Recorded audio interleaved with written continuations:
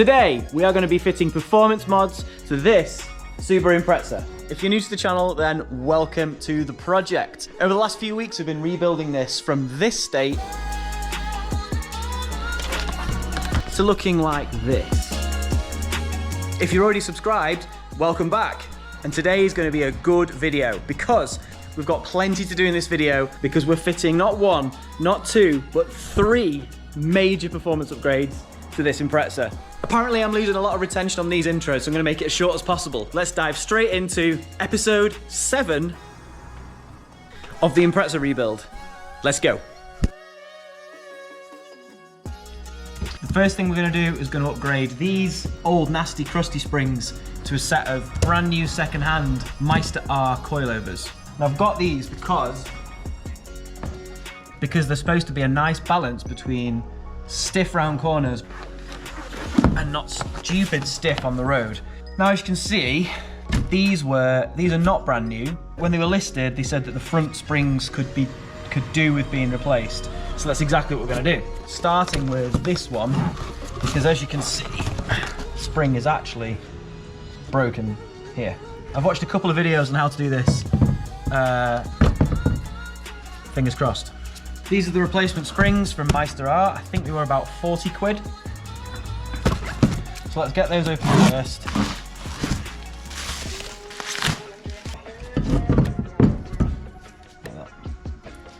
Cool. Good. From what I understand, you're supposed to take this little piece out here.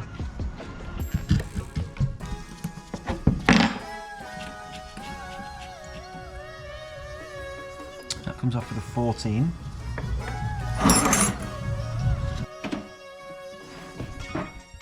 This is going to be a 17, according to YouTube. YouTube is correct. But it needs a spanner.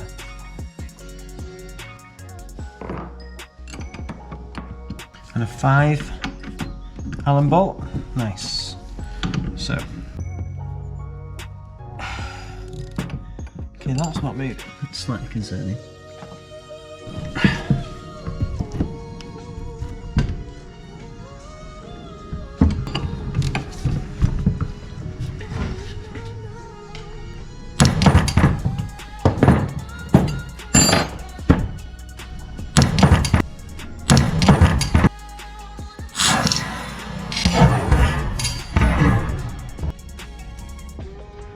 Well, that's no good, is it? I thought maybe it was just a dodgy tool, but it happened again. What is the answer here, guys? Because I don't know. And again. Oh! Like, how is it on so tight? Well, that's clearly not worked, has it? Because we've gone through 3 H5s now. Drop me, if you understand what's going on here, please, please, please let me know in the comments, because I'm at a loose end. It's not just a preference thing. This spring needs to be changed because they're not super tight either, so they will come away from it, see?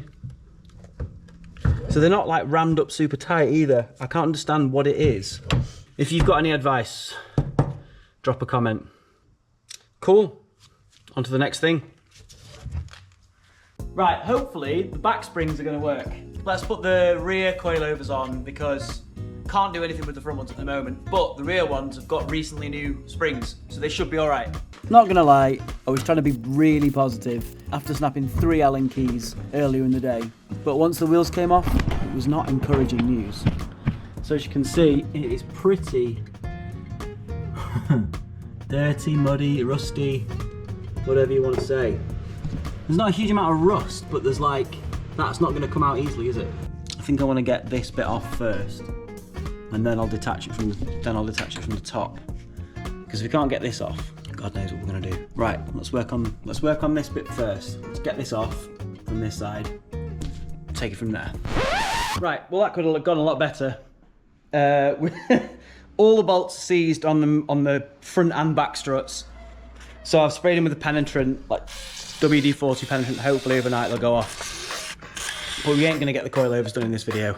So let's move on to the next thing, which is right behind me.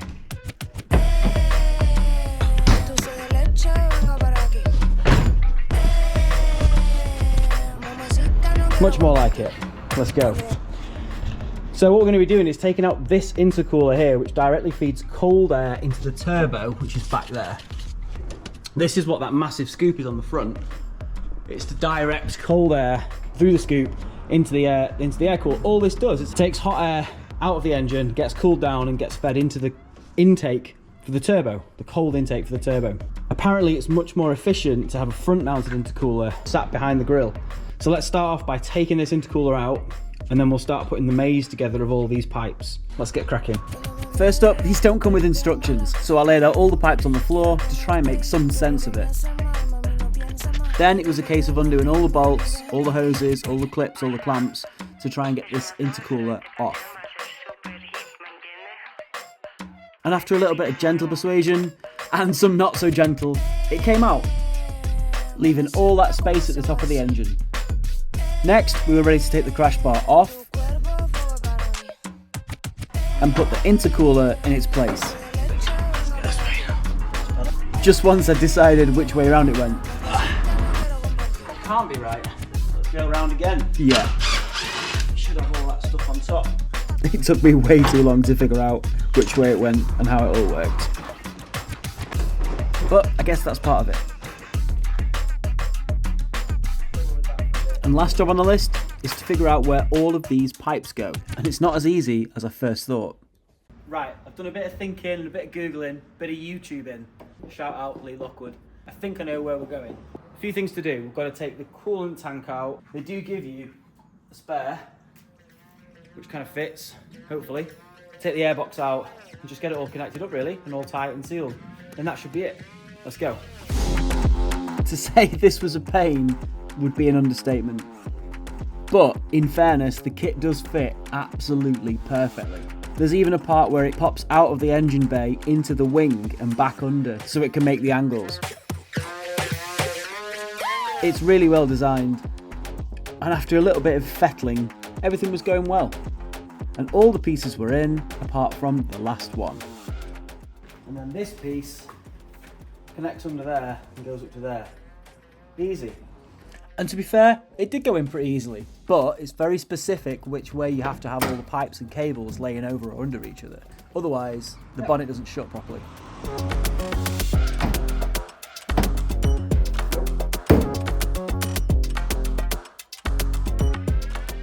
But after a bit of jiggling about, it was all good. The bonnet doesn't line up because I think it's been damaged in the crash. Still being held up a bit there, but I don't know if that's just bad handling line. But that's something we're going to fix in the next video. I think it's an alignment problem. Now, it had been a good week up until that point. Someone recommended if you put more air in the turbo, you also need to balance it out with more fuel. So we installed a new fuel pump, which worked great. And then also managed to pick up these beautiful STI seats. So swap them out, and that was an easy swap. But yesterday, it felt like I'd spent all day and got nothing done. So please excuse my appalling attitude in the last clip. The final upgrade I was going to do today was a decat up pipe to the turbo. But looking at this, it looks like it might have already been done. I think it has. So I guess that means there's nothing more to do. Bit of a disappointing video really. Couldn't get the shocks done because they're seized. I can't get any of the bolts off to take the original shocks off. Can't get the new coils on the coilovers. Yeah, bit of a crap video really. I wanted to get something out because it's been a while, and maybe hopefully something's better than nothing.